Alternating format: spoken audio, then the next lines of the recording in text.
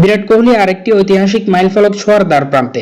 তিনি আন্তর্জাতিক ক্রিকেটে ২৭,০০০ রান পূরণ করতে মাত্র ৫৮ রান দূরে রয়েছেন। ১৯ সেপ্টেম্বর থেকে শুরু হতে যাওয়া বাংলাদেশের বিপক্ষে আসন্ন টেস্ট সিরিজে যদি কোহলি এই অর্জন করতে পারেন, তাহলে তিনি সচিন টেন্ডুলকারের একটি রেকর্ড ভেঙে দিবেন।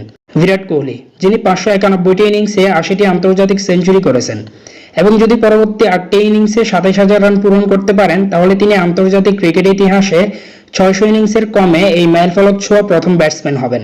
বর্তমানে সচিন টেন্ডুলকার এই রেকর্ডের মালিক, যিনি ৬২৩ ইনিংসে ২৭,০০০ রান পূরণ করেছিলেন। টেন্ডুলকার ছাড়াও শুধুমাত্র অস্ট্রেলিয়ার রিকি পন্টিং এবং শ্রীলঙ্কার কুমার সাঙ্গাকারা আন্তর্জাতিক ক্রিকেটে ২৭,০০০ রানের মাইলফলক ছুঁতে পেরেছিলেন। এই অর্জন কোহলির সঙ্গে টেন্ডুলকারের তুলনাকে আরও শক্তিশালী করবে।